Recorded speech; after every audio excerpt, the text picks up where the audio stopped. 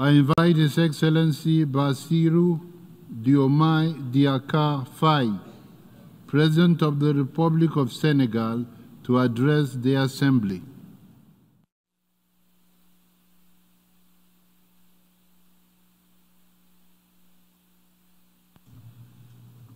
Monsieur le Président, Mr. President, dear colleagues, ladies and gentlemen, I thank the Secretary-General for the initiative of organizing this summit, and I commend his efforts for a world of peace, a stable world where inclusive development reigns. Commande de ne laisser personne de côté face aux défis que sont la paix et la sécurité, la réduction des inégalités, l'éradication de la pauvreté, la justice et l'équité.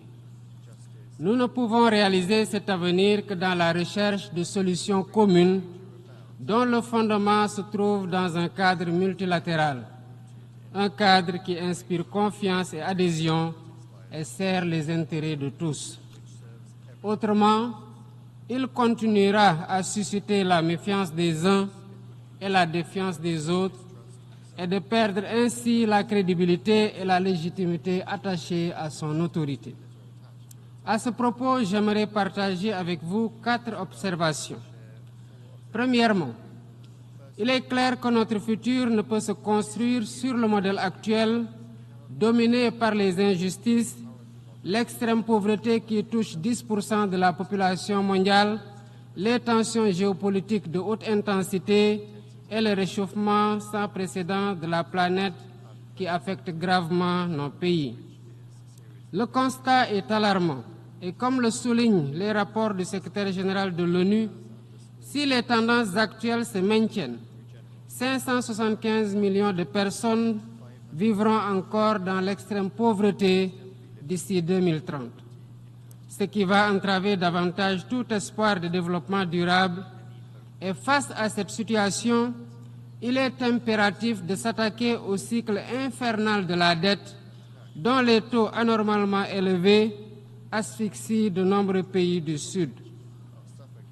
Ce système d'inéquité que souligne le récent rapport de la CNUSED constitue une entrave croissante à la prospérité mondiale, en particulier dans les pays en développement, dont les taux d'emprunt sont 2 à 12 fois supérieurs à ceux appliqués aux pays développés. Pour une meilleure soutenabilité de la dette, il faut réformer les conditions d'accès au crédit, surtout le crédit export, en assouplissant les règles sur les taux d'emprunt et la durée des délais de grâce et des périodes de remboursement. Deuxièmement, la nécessité de réformer la gouvernance politique, économique et financière mondiale pour refléter les réalités d'aujourd'hui. Même si des progrès ont été accomplis récemment, notamment avec la décision du G20 d'attribuer un siège permanent à l'Afrique et celle des États membres du FMI d'accorder un 3e siège à l'Afrique dans son conseil d'administration, il reste beaucoup à faire pour garantir une pleine inclusion des pays en développement dans ces instances. Troisièmement, il est impératif de renforcer les actions en faveur de l'éducation, de la formation professionnelle et technique pour lutter contre l'ignorance et l'endoctrinement et doter les jeunes de métiers et de moyens d'épanouissement. Un tel investissement contribuera à lutter contre les inégalités et à la réalisation des objectifs de développement durable. Il est donc plus qu'urgent d'accélérer la mise en œuvre du plan de relance des ODD, initié par le secrétaire général. Quatrièmement, il est essentiel d'investir davantage dans la connectivité et la digitalisation, par le renforcement des infrastructures numériques, l'innovation et le soutien à l'industrie créative des jeunes sur qui repose l'avenir.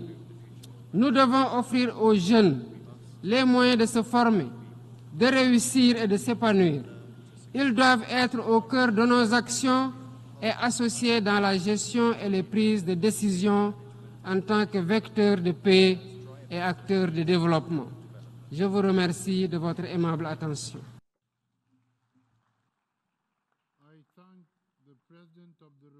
of Senegal.